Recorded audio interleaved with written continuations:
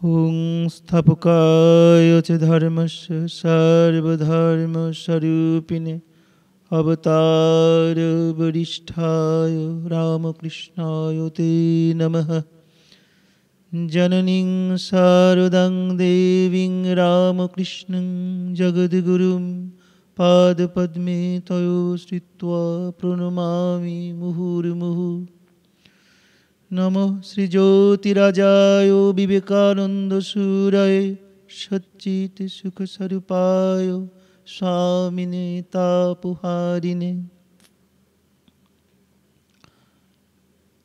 आज শ্রী শ্রী মায়ের কথার চতুর্থ পর্ব আমরা শুরু করব। তৃতীয় পর্বে আমরা দেখেছি পূজনীয় মহারাজ শ্রীমৎ স্বামী অরূপানন্দজি মহারাজ জয়রামবাটিতে মায়ের বাড়িতে গেছিলেন ঘাটালের সেবা কার্য শেষ করে। সেখানে মায়ের বাড়িতে ভাত মা তাকে তিনি খুব ক্ষুধার্ত ছিলেন এবং খাওয়া হয় না দেখে মায়ের খুব দুঃখ হয়েছিল এবং মা তাড়াতাড়ি ভাত ডাল তরকারি এবং আরও কি কি নিজেই আনিয়া দিয়েছিলেন। খাওয়ার পর পান দিলেন। এবার সন্ধ্যা হয়েছে, মায়ের সঙ্গে কথাবার্তা হইতেছে। এটা তৃতীয় পর্বে আমরা এটুকু শেষ করেছিলাম। চতুর্থ পর্বে মহারাজের সঙ্গে মায়ের কথোপকথন শুরু করছি। মা বলছেন, মা, তোমাকে দিয়ে ঠাকুর অনেক কাজ করিয়ে নেবেন। এই তো ঘাটালে তোমরা এসেছিলে, কত লোককে দিলে, কত লোকের উপকার হলো। কাজ শেষ হলে সময়ে আপনার ধন তিনি আপনার কোলে টেনে নেবেন। আমি অর্থাৎ মহারাজ বলছেন, কেন ঠাকুরের দেখা পায় না? মা, পাবে পাবে, সময় হলেই পাবে।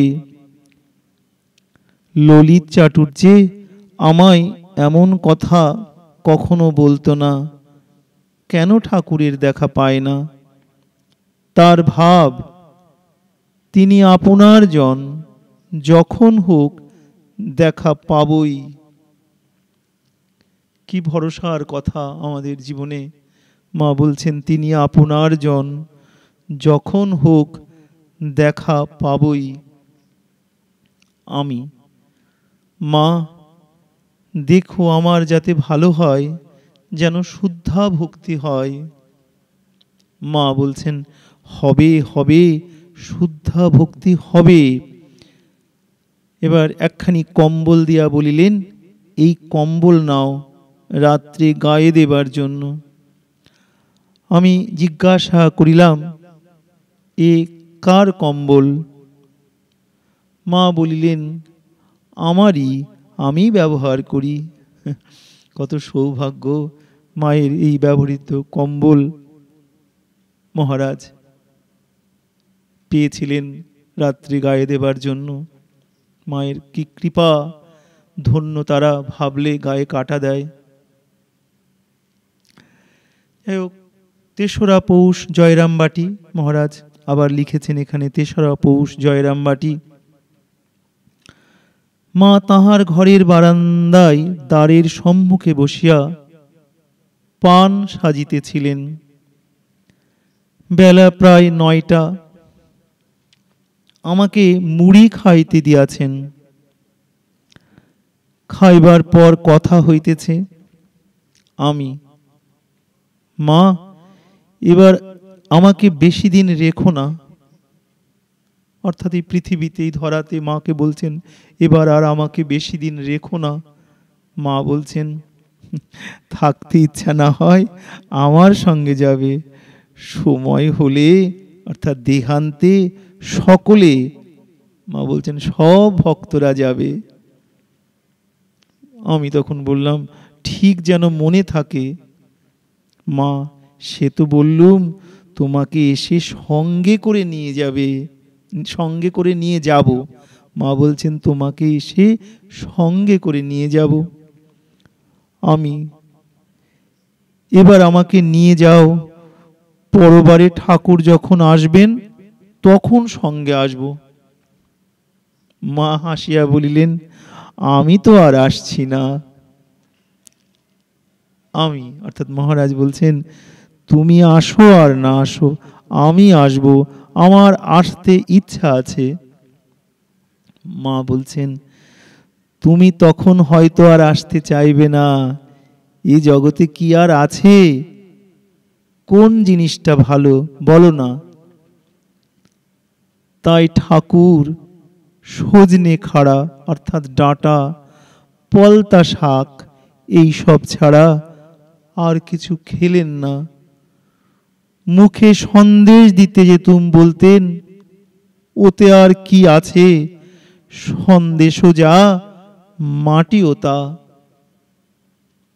আমি, তা তুমি ঠাকুরের কথা কেন বলছো, তার কি তুলনা? মা, তাই তো, অমন আর একটি কি আর আছে, থাকলে তো হতো। মা ঠাকুরের প্রসঙ্গে বলছেন, অমন আর একটি কি আছে, আর আছে, থাকলে তো হতো। এই সময় বরদা মামা মাকে চিঠি পড়িয়া শোনাইতে আসিলেন। এই চিঠির মধ্যে আমার সেজু ভাইয়ের এক চিঠি ছিল। তাহাতে আমাকে বাড়ি পাঠাইতে মাকে অনুরোধ করিয়াছেন। চিঠিখানি সংক্ষিপ্ত হইলেও ভাষা ও ভাব বেশ ছিল। শুনিয়া মা বলিলেন, আহা, কেমন লিখেছে। আমাকে বলিতেছেন, কেন সংসারে থাকবে, ঘরকন্যা করবে, টাকা করবে, আমাকে পরীক্ষা করিতেছিলেন মা। আমি বলিলাম, মা, ওগুলো আর বলো না। মা, তা এত লোক সংসার করছে, তুমি নয় না করলে তাতে কি? আমি তখন কাঁদিতেছি। দেখিয়াই সকরুণ হইয়া বলিতে লাগিলেন, কেঁদো না, কেঁদো না বাছা, তোমরাই ভগবান। ভগবানের জন্য কে সব ত্যাগ করতে পেরেছে। অপূর্ব। ঈশ্বরের শরণাগত হলে বিধির বিধি খণ্ডন হয়ে যায়। মা বলছেন, ঈশ্বরের শরণাগত হলে বিধির বিধান খণ্ডন হয়ে যায়। তার নিজের কলম নিজ হাতে কাটতে হয়। ভগবান লাভ হলে কি আর হয়? দুটো কি শিং বেরোয়? না, সদসদ বিচার আসে, জ্ঞান চৈতন্য হয়, জন্ম মৃত্যু তরে যায়। ভাবে লাভ, এছাড়া কে ভগবান দেখেছে, কার সঙ্গে ভগবান কথা কয়েছেন? ভাবে দর্শন, ভাবে কথাবার্তা, সব ভাবে হয়। ঠাকুরও বলেছেন, সে যে ভাবের বিষয়, ভাব ব্যতীত কি তাকে ধরা যায়? ভাব চায়। মা বলছেন, ভাবে দর্শন, ভাবে কথাবার্তা, সব ভাবে হয়। আমি, মহারাজ বলছেন, না মা, এছাড়াও কিছু আছে, প্রত্যক্ষ লাভ। তখন মা বলছেন, সে এক নরেন পেয়েছিল, তার অর্থাৎ ঠাকুরের হাতে মুক্তির চাবি ছিল। আর কি, জপ ধ্যান করা আর ঠাকুরকে ডাকা, এই তো। বলিয়াই আবার সহাস্যে বলিতেছেন, সহাস্যে বলছেন, আর ঠাকুর, ঠাকুরেই বা আছে কি? তিনি তো চিরদিনই আপনজন।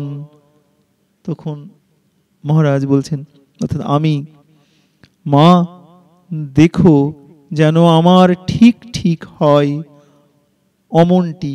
কি আপনার,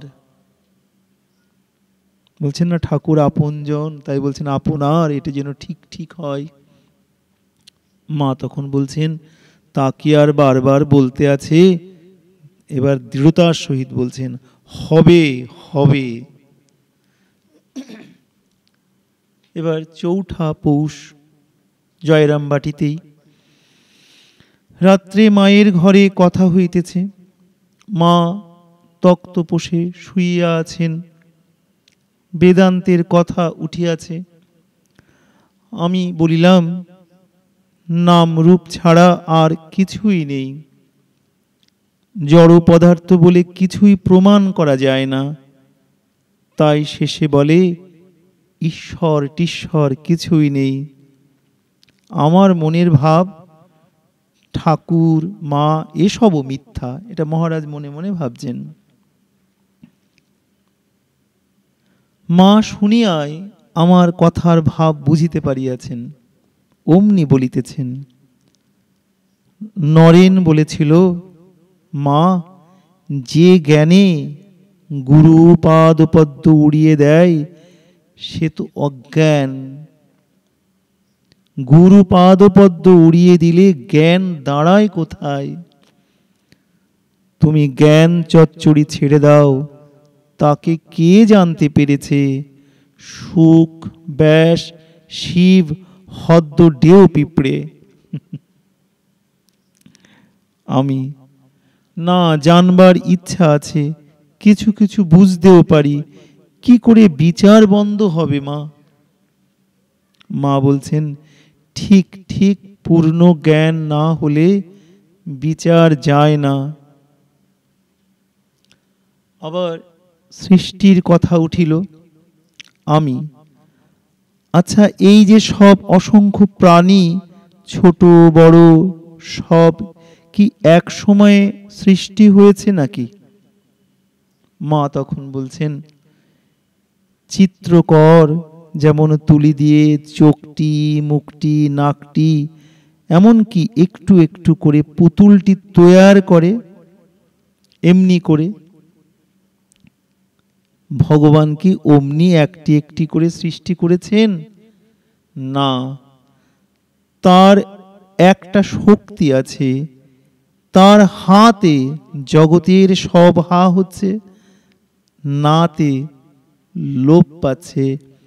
যা হয়েছে সব এককালে হয়েছে, একটি একটি করে হয়নি। মায়ের ঘরে ডেও পিঁপড়ে খাবারের গন্ধে আশেপাশে ঘুরিতেছিল। হঠাৎ তাহার একটি চক্ষে পড়ায় অঙ্গুলি নির্দেশ করিয়া বলিলাম, তবে এই পিঁপড়েটা এত পাছে পড়ল কেন? ওর তো মানুষ হতেই অনেক দেরি। মা বললেন হা, অনেক দেরি। পরে এই সৃষ্টি প্রসঙ্গেই বলিলেন, কল্পান্তে সব যেন ঘুম থেকে ওঠে, সব যেন ঘুম থেকে কল্পান্তে উঠছে।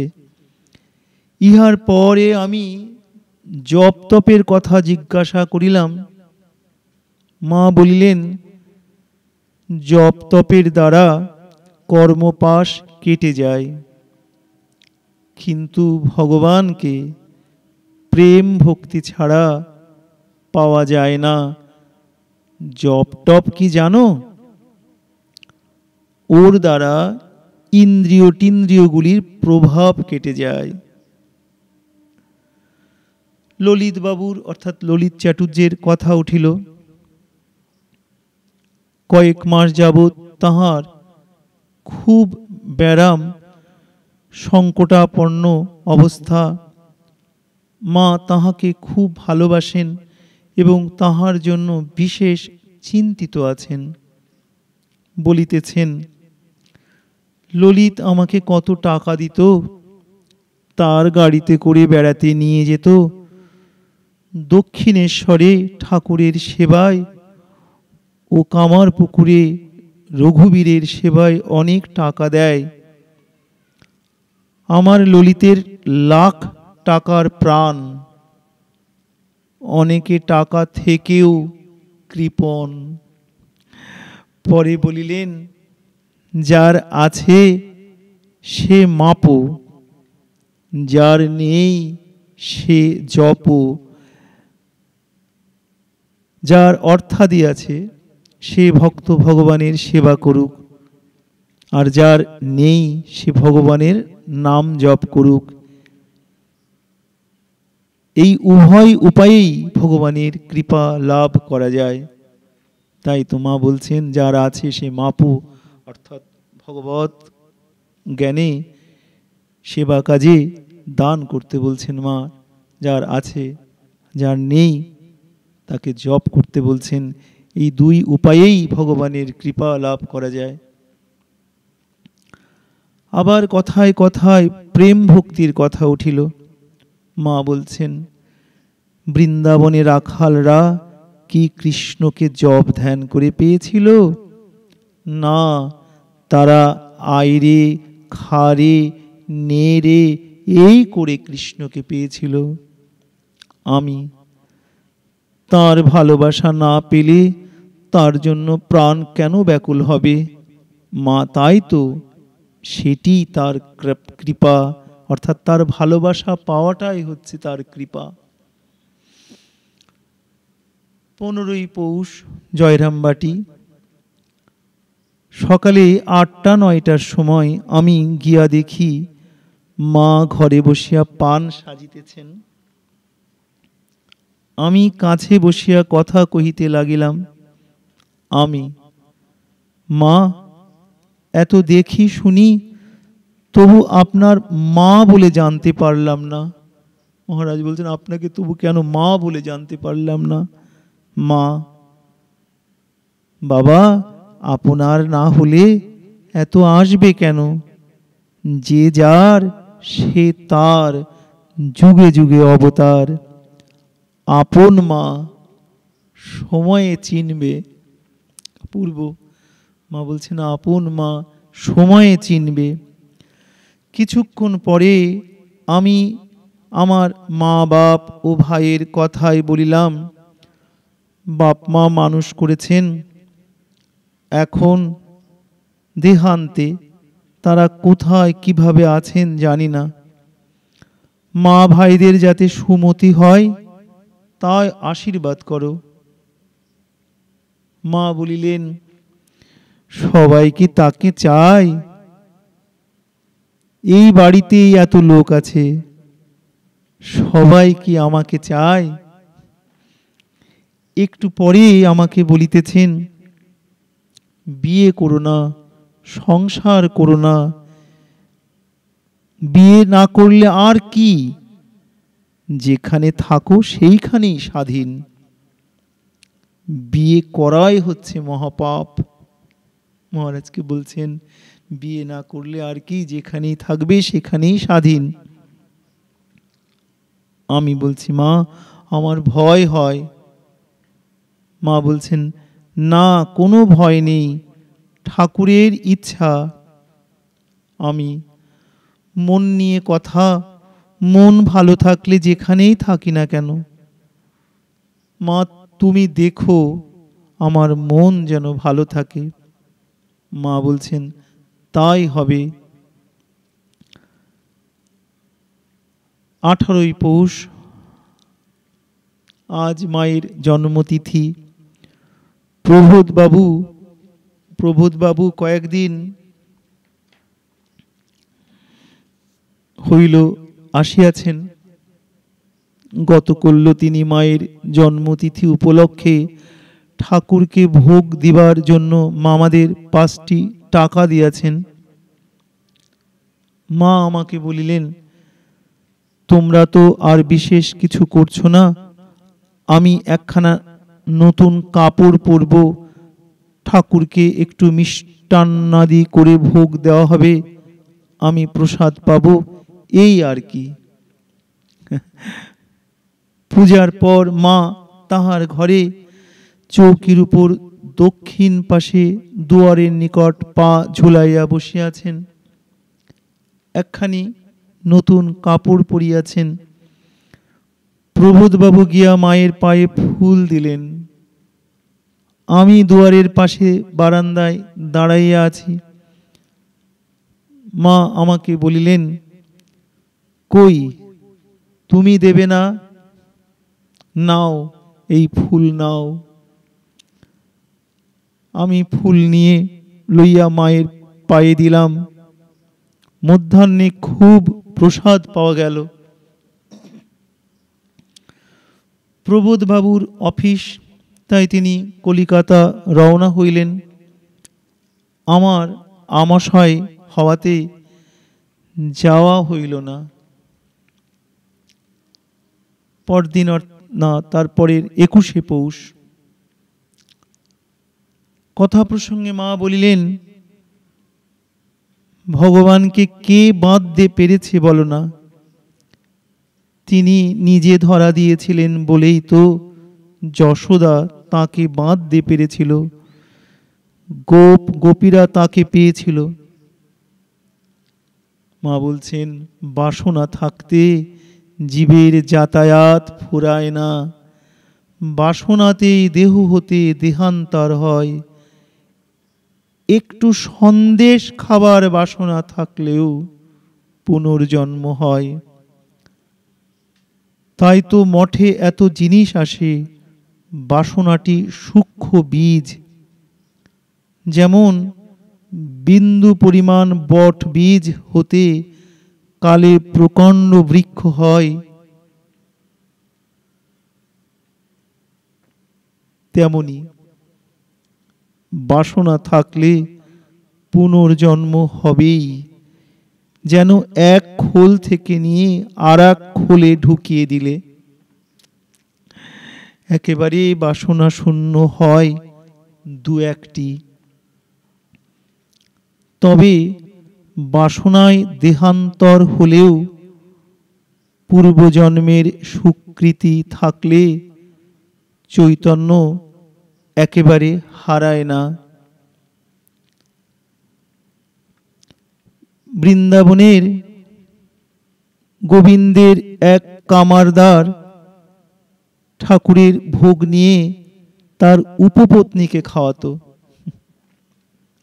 এই পাপে দেহান্তে তার প্রেতজনী হয়, কিন্তু সে ঠাকুরের সেবা করেছিল। এই সুকৃতির ফলে একদিন সে সশরীরে সকলকে দেখা দেয়। সুকৃতিটুকু ছিল বলে দেখা দিতে পারল এবং সবাইকে তার অধোগতির কারণ বললে। তাদের বললে, তোমরা আমার উদ্ধারের জন্য ঠাকুরের মহোৎসব কীর্তনাদি করো, ঠাকুরের মহোৎসব কীর্তনাদি করো, তাহলেই আমার উদ্ধার হবে। আমি তখন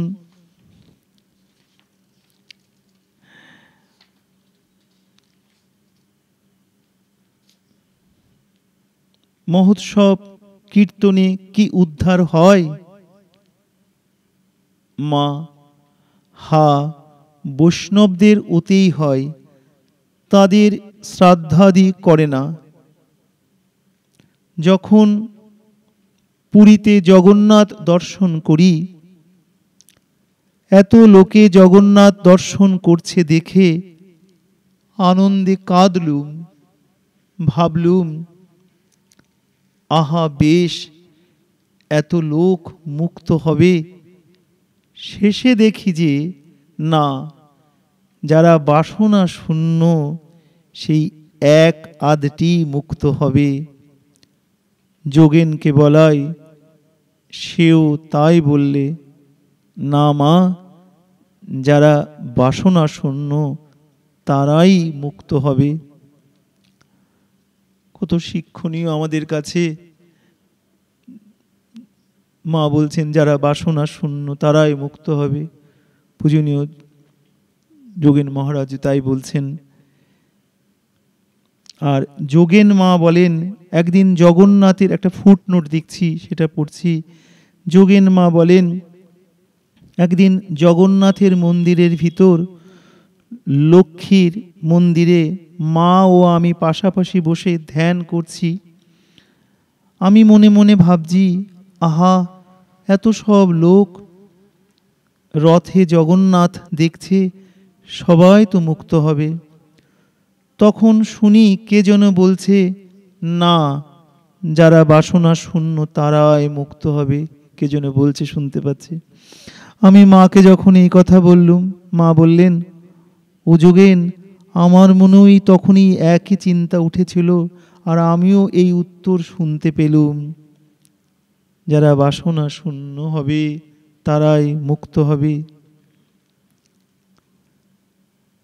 একদিন সকালবেলা মায়ের বারান্দায় মুড়ি খাইতে খাইতে জিজ্ঞাসা করিলাম, মা, মা, মঠে থাকলে কি সন্ন্যাস নিতে হবে?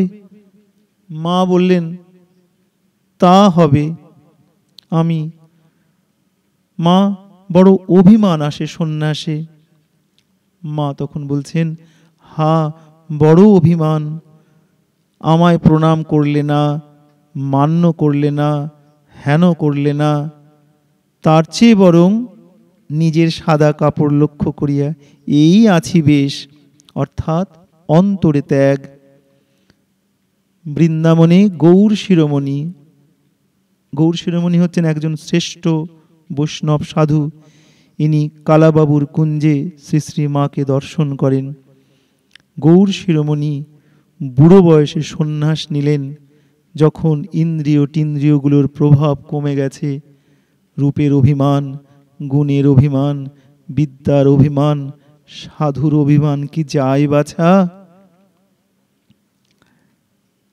আমাকে ত্যাগের জন্য প্রস্তুত হইতে বলিতেছেন।